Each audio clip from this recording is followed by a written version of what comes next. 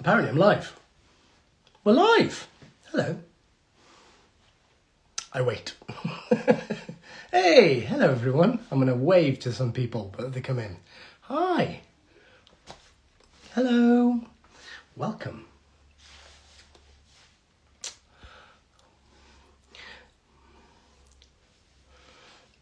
Hello. Hi. So the reason why I'm doing this is because we have just started the season 3 rewatch on Conversations, and we've only got 9 more episodes to go. Episode 21 will be released on Sunday. For those of you that aren't Patreon subscribers, because of those of you who are Patreon subscribers, you've already seen the episode, I hope. And if you want to be Patreon subscribers, why haven't you been? Why aren't you? So this is the opportunity for you guys to ask me some questions. So there's a question box on here. I won't be answering the questions in the feed. I'll be answering the questions that you specifically pick in the question box. Hello everyone. Hi. Hello from Quebec. Hi Quebec. Hi from Germany. Hello everyone. Hi from Australia. Lunar Charms. Wow. Peru. Qatar. Hello. Gosh, look at you all. Hi from France. California.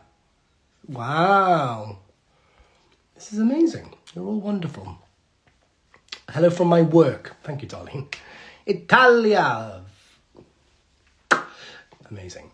So yes, questions in the question box, because I haven't got the mental capacity to look through the feed. But if you ask questions, ask those questions from the question box that's on the live, and I will get through them.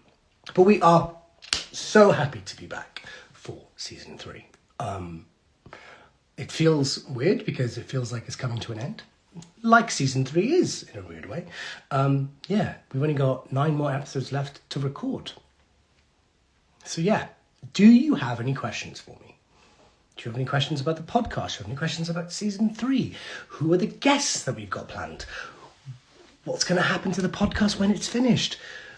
Any surprises up our sleeves? Come on. Oh, good. Some questions have popped in. Right. Mundo Vlahos. Why did Philippe stay at the King's Chamber at the end of The Man in the Iron Mask? Why Philippe stayed at the King's Chamber at the end of The Man in the Iron Mask? Why did Philippe stay at the King's Chamber at the end of The Man in the Mask? I have no idea what you're talking about. Mundo, Lars. I don't. Why did Philippe... I'm not... Me repeating it is not going to help. Anyway, there's another question here from Yoli_XO89. Thank you, Yoli. Would you come back if they revived the series? Yeah, I think we would. I think we've discussed this on the podcast, but I think enough time has passed now with the show that we would absolutely come back. Most of us will. And we'd love to put on the wigs and the shoes again for season 4. It just needs to be a decent script. And I don't think I would probably come back unless David Wollstonecraft and Simon Mirren were attached, who were the original showrunners. So there's lots of moving parts. It's not as easy like, would you come back? Would myself and George be available? Who knows? Maybe I can be more aloof. Here we go, back into more questions. George Blagden, who's your favourite co-host? You massive little flirt. George Blagden is the most wonderful co-host. Having George as a co-host has been the most rewarding and gifting and therapeutic thing that's ever happened to the pair of our relationships. Doing this podcast has been so healing for us to go through this journey again together. George, you're wonderful. You are wonderful. Happy? Gosh. There's a question mark in the bubble on the bottom right-hand corner to ask the questions, by the way. So on live, there's a little bubble. It's got a question mark. That's where you need to go. Princess Gothic says, out of all the guests from the amazing podcast, who is your favourite and why? Ooh, that's a really good one.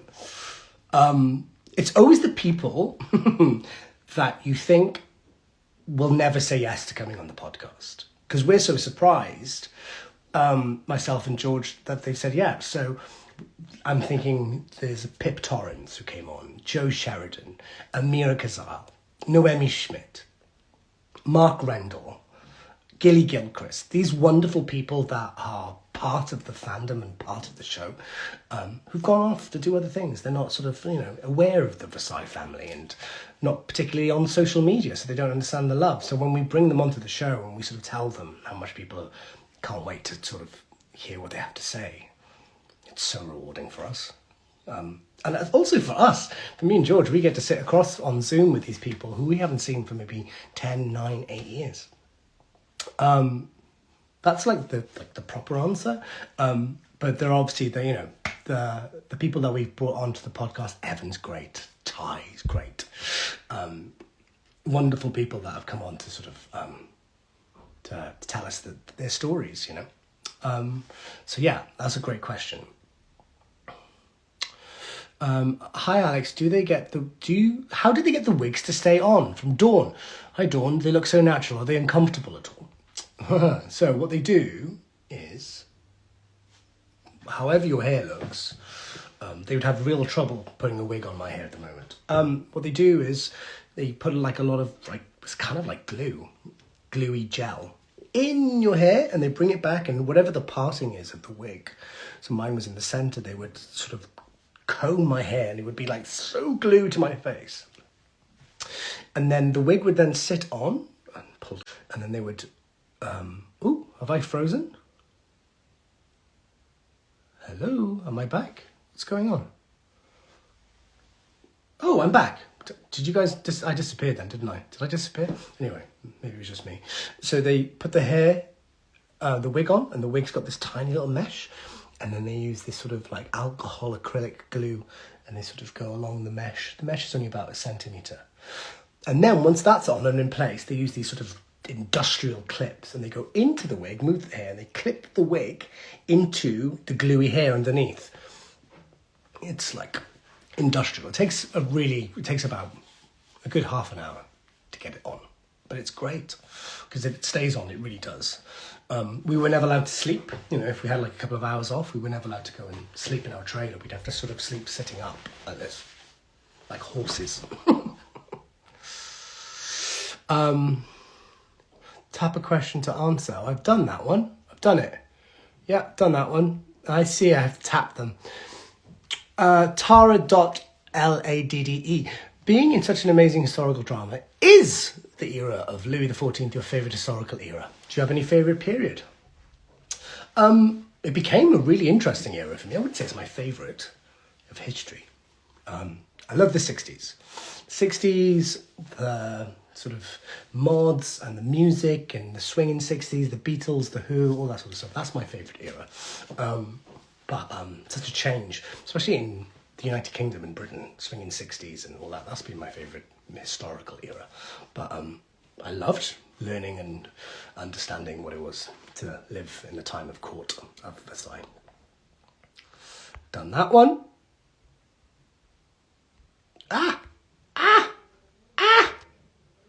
Pressing too many buttons.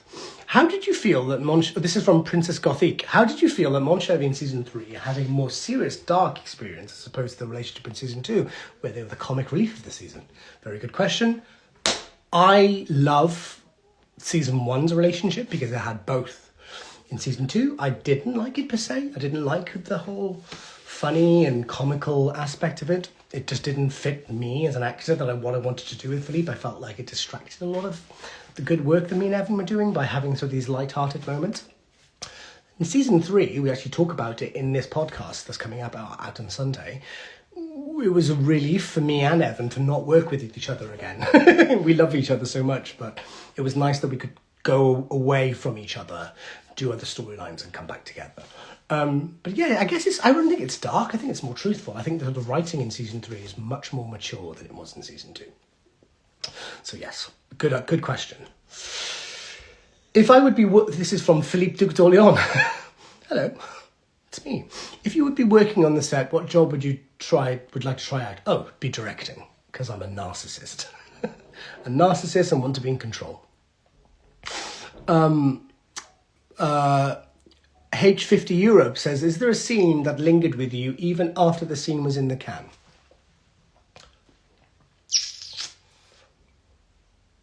Yeah, season 3, there's the scene with when spoilers, when the man in the mine mask is revealed to be our father, blood related, not literal, and we have to give him a glass of poison to kill him, and myself and George Louis stand there with his 3 glasses of wine, but only one has the poison, and we give it to him, and he drinks the wine, and he knows that he's about to die, and he sort of goes over to the chair, and he looks out in the sunlight and sits. I cried my eyes out of that. Beautifully acted from the guy that played our dad, and it was wonderful. And that sort of stays with you, because it's quite... it's not nice, it's not a pleasant scene to watch someone, you're willingly giving them poison, and you're saying, yeah, die. Die in front of me. If I could direct an episode, this is from Darren May. Hi, Darren. If you could direct an episode and or actor, which would it be? Which or who would it be? In Versailles? I mean, I think that the episodes are great. I'd love to have directed an episode of Versailles. Probably a very Philippe light episode, so I could actually do a lot of prep. And the actor that I would love to have directed would be... I'd love to have directed Evan to say, calm down, stop picking up props, put that down, you don't need as much. And also I'd love to have directed George. I'd love to direct the whole team. But yeah, that's a really good question. Barbara.p_CCL. Now that you're a dad, do you know how to make babies stop crying? Well, yeah, I do. I know how to stop my own son from crying and give him a hug and hold him and regulate his emotions and sit with him and breathe with him and just, tell him that I love him and that I'm proud of him and that it's all just going to pass. This too shall pass. And yeah, I think I'm a better dad portrayed on camera than Philippe. Philippe historically was a wonderful father, brilliant father. But in the TV show, they sort of made Philippe out to be a bit aloof with the whole children thing. Well, I'm trying to find some other... Egger! Hi, Egger. Why aren't people from the hair and makeup or the tailor department invited on the podcast? That is a fantastic question, Egger. Fundamentally, the people that worked on hair and makeup and on not necessarily the tailoring, we could absolutely reach out to Madeline, but their English isn't that great. We've had people on the podcast that their English isn't great, so it's not so much of a red herring in terms of like a red flag to say no. But yes, I do.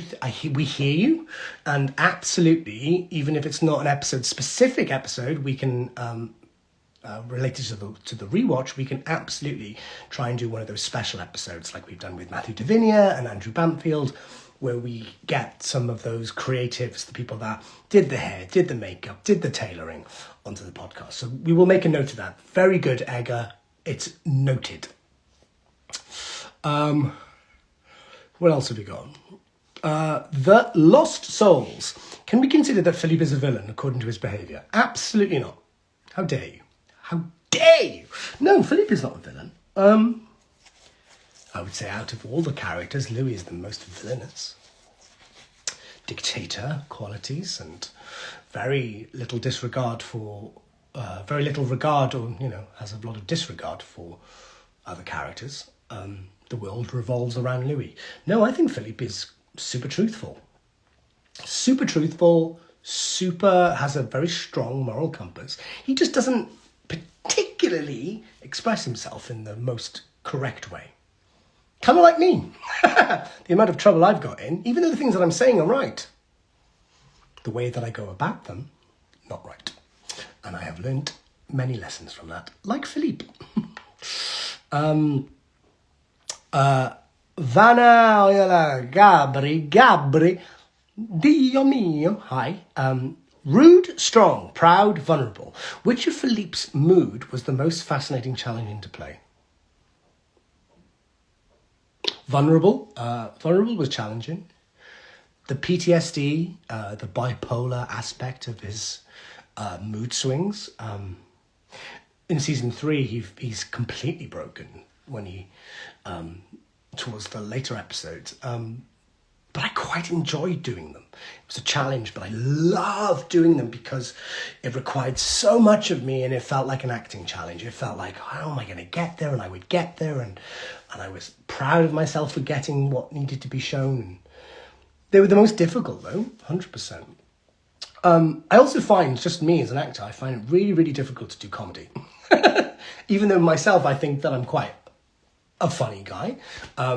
When someone writes something that's like, this is supposed to be a joke, I'm like, I don't understand. So if there was ever a moment where it was sort of comedy, which is some stuff in season 2, I thank the editing. The editing on the show really helped me make some comedy beats. Eloise.rlld. How did you feel about Versailles' outfit? Was it comfortable? Yeah. No, it wasn't comfortable. Some of it was. The shoes were made to our feet, so they were comfortable. But it's just, if it got hot, it was too hot. If it got cold, you were too cold. There was never a sort of happy medium. The coats were really heavy. Hence why most of the time you see Philippe in his rooms, he's just wearing a shirt. Because I was like, I am not wearing that coat. But yeah. Beautiful, though. Beautiful. Just not practical. M.Louisa_Mantelini.ing. Thank you for your question. I liked Madame de Maintenon. Will she be present this season in the podcast? We have absolutely reached out to Catherine Walker to participate in the podcast. We would love to have Catherine on the show. We've asked quite a lot of people to come on season 3. So let's wait and see. I will tell you, just put a little stop in the questions thing, that the next guest, episode 22, I can't believe we've done 22 episodes. We've done more than 22, but this is episode 22, officially, will be the wonderful Madison Jaizani, who plays Sophie Claremont. She's coming, she was on the show in season 1. She's coming back for season 3 to do the episode where Sophie walks back into court. So we can't wait to have Madison on the show. She is so fun, full of energy, and myself and George absolutely adore her. So what a wonderful treat. So yeah, episode 22's guest is going to be Madison Jaizani. How wonderful. Aren't you lucky? Yay, Sophie! Exactly. The love for Sophie you have is great. Let's move down to try and get answered some questions from people that I haven't... Anna. A-N-A-A. Paus, P-A-U-U-E-S, Anna Paus. What was your favourite scene with George? Ooh, in season 3, we actually have quite a lot. There's a scene where myself and George, where Louis and Philippe they go on this hunt for the man in the iron mask, and they come to this sort of resting place, and they find a grave, and they realise that it's like a dead child and that it's someone that died before Louis was born, so probably the rightful king, but he was dead. And we just myself and George all day with one director called Ed Bazalgette. We were just out in this field, beautiful day, and it was just me and George, and it was really easy to shoot, and it was one of those lovely little moments of like, look what we are, and dressed, and then we had horses, and it was great. And also the very, very last shot of season 3, myself and George standing on the side of a cliff edge. The cliff edge from season 1 where he points and says, I'm going to build this Versailles. That was kind of full circle. That was nice. It was like, hey, look at us. We did a show. Great question. Ooh, hello, Tara.lad. You said they were a bit uncomfortable, but in terms of aesthetics, did you have a favourite outfit costume piece? Yeah, I loved the shoes. Every sort of season I had new shoes and different sparkles on it. The shoes were great.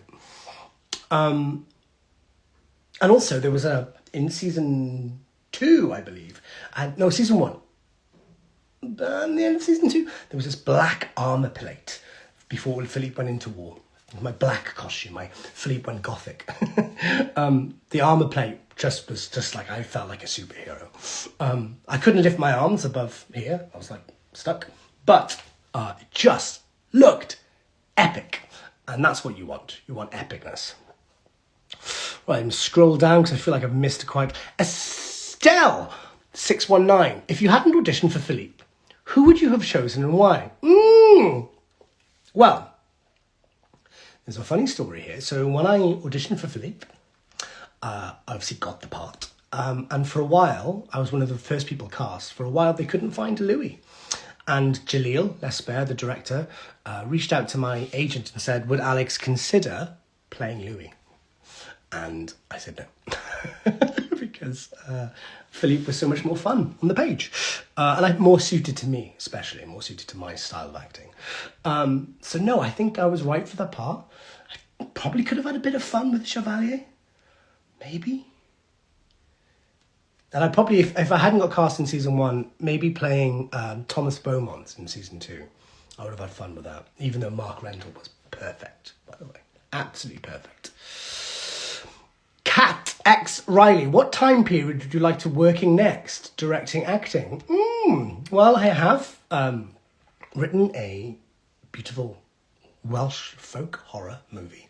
It's called You Better Run, and it's set in modern times. I quite like modern at the moment. Bored of getting into costume. In terms of acting, yeah, modern stuff. I haven't done a lot of modern stuff for a long time, you know, and yeah, I'm looking forward to working again. I've got a couple of things lined up for this year, which is exciting. Acting, screen stuff. And yeah, I think it'll be fun to, but mostly modern stuff. So yeah, getting away from all this period drama stuff and horses and castles. Ooh, hello. The importance of being Amelia. Hi, Amelia. There's so many movies about Louis. Do you think there should be a movies or series about Philippe? Yes. The problem is that, I mean, Philippe is super interesting and the Chevalier. I always believe we talked about it on the podcast, that there should be Philippe and Chevalier's life in Song Bleu. Would be great. Philippe is so intertwined with Louis and Versailles and culturally and all that. I just think it would be really tricky to not include Louis in a Philippe story. But yeah, I think Philippe has every merit to have his own show and do wonderful stuff on that. I think that would be great. Totally. Thank you, Amelia. That was a great question. Keep scrolling down because I feel like I've missed quite a lot. Patty. Would you and George continue the podcast even after the end of it?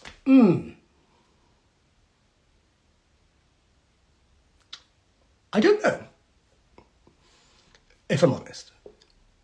The mission, the goal, was always to do a podcast episode per episode of the screen, you know, from what's on TV. So, and we've added some more in, you know, we've got some brilliant episodes with a historian and a writer, and David and Simon, the showrunners, have their own episode to talk about the birth of the show. So we're trying to give you guys, the Versailles family, a sort of complete view of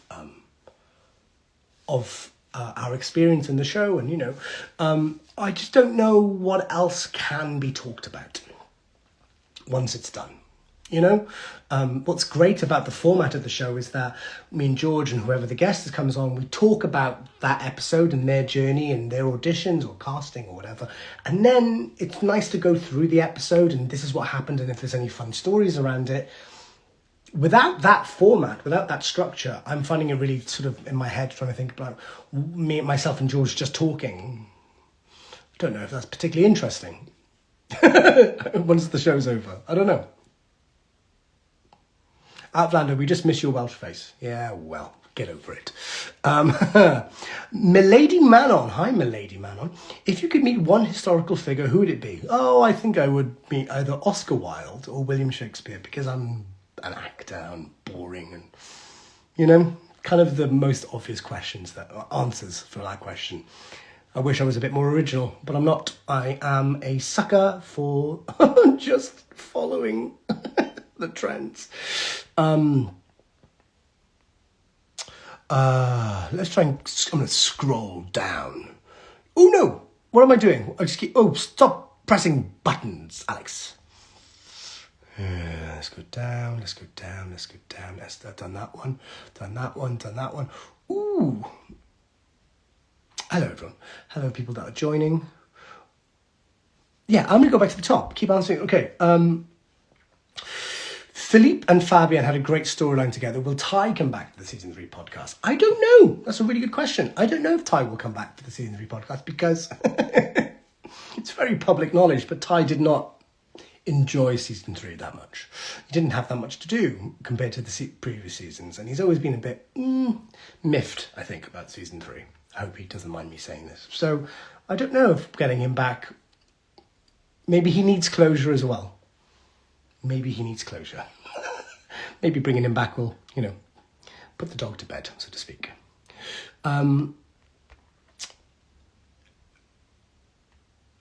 The Lost Souls. As an autistic and bipolar person, Philippe is very accurate to the symptoms. Is that on purpose? The bipolar is on purpose. I was in the script. I think I just sort of turned it up to 10 and 0, the fluctuation of the manic episodes that he would have post-war and all that. Autistic, I find that one a bit of a stretch. For me, it was never an intentional thing to play him in that sort of slightly... I just think he was someone that was well beyond his time and super clever and super artistic and, just existed in his own wonderful, brilliant little world, But the bipolar absolutely was something that was intentional. I just spent lots of time talking to the writers and going, what do you want? Well, I think he's kind of like this. Oh, he's like that. Fine. Well, let's try and work out accurately what that is, if I can try and do that. I once got into a very big argument with someone online. This was ages ago. This was when Twitter was Twitter, saying, I did an interview and I was like, oh, Philippe is bipolar. And that person was like, how dare you say that when you have no experience? And I was like, girl, I have depression. I'm very aware of what bipolar is. And that person very quietly was like, I apologise. So yeah, coming from your own experiences, I think. That's what you do as actors. You bring your own shit to it, your own shit. Was there any episodes that you filmed where you felt every ounce of emotion of your character where it was hard to say cut? And which episode was it? Oh yeah, that was episode 10 of season 1. Very hard to not be upset and cry when Henriette was dead and was dying. It's just because it was the last day of Noemi and we loved Noemi, and it was just really tricky for me to switch off from saying goodbye to Noemi, also saying goodbye to the character. It was coming to the end of the season of filming. We didn't know if we were coming back for season 2. It was full of emotion. And in season 3, I guess the end. We had not during filming or during cut, but the wrap party of season 3 was really tricky. We finished filming on the Friday. On the Saturday night, it was the wrap party. All the cast were there. And then on the Sunday, I left Paris for good and moved out. Went back to London. It was such a horrible shock and wave of emotion just hit me on the Eurostar on the way back. I was like, oh my God, it's over, Here we go. Let's have a look. And ANG CM70. If Philippe was around now, would he be a Mardi golfer? Hi, Northern Ange. Would he be a Mardi golfer? I think he'd be a bloody good golfer, I think he'd be really... I think he'd get frustrated a lot. I think he'd be a really good hitter of the ball, but putting wouldn't be his strong suit. Very funny question. Let's scroll down. What type of... Princess Gothic says, what type of music would Philippe be listening to? Oh.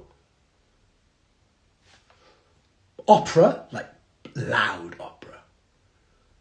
But probably also some like emo music. My Chemical Romance, Dashboard Confessionals. And then maybe some like Queen, I think him and the Chevalier have definitely made love to Bohemian Rhapsody.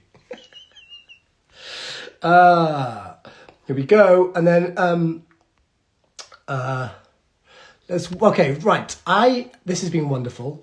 The whole point of me doing this, everyone, I got your attention, is to remind you that episode 21 is coming out on Sunday, so you can listen to it on all streaming platforms. However you listen to it, that's how you do it. If you want to see the podcast, visualize the podcast rather than listen to it, you can become a Patreon subscriber. Those of you who are Patreon subscribers in the chat, tell those other people how wonderful the Patreon is. You get to ask questions for the episodes, you get to participate, we give you a big thank you, you get the video, you get the podcast maybe a week before it comes out. You get the first listen. And also you get sneak previews and special guest announcements way before anyone else. So you'll know anything before those other people. It's really a really good thing that you should do. And our next guest, episode 22 of the podcast, will be the wonderful Madison Jaizani, who will be recording that in the next couple of weeks or so. But yes, how wonderful. Right, I think that subscribing is the way to go. Thank you, Darlene. Patreon is great, Eliza. Thank you, Eliza. Also, I may as well tell you some scoops. The people that we have got confirmed for season 3, we don't know which episodes they are, but we know people who have said yes to coming on the podcast. Eliza Lewowski, Marie-Therese is coming on the podcast. That's right, Eliza. Steve Cumin, the wonderful Colbert, is coming on the podcast. And one of the head writers of season 3, Tim Lone, is also coming on the podcast. When those are, who knows? But they will be on there. So I think I've just announced 4 guests for you. Madison Jaizani, Tim Lone, Steve Cumin, and Eliza. We're good to you. We're good to you. The Queen, yes, the Queen is coming. Right, I am going to say farewell because this has been wonderful. You guys have been brilliant. Subscribe to being a patron. That pauses it. Sorry, I didn't realise putting my thumb up pauses the live video. All right. Subscribe to being a Patreon subscriber. You will love it. You will adore it. It's the last chance. We've only got 9 more episodes to do. You want to be part of this. And yes, I thank you all for joining me on this wonderful journey. And I will see you all soon. Sunday, midnight, episode 21 with George and myself. Goodbye, everyone.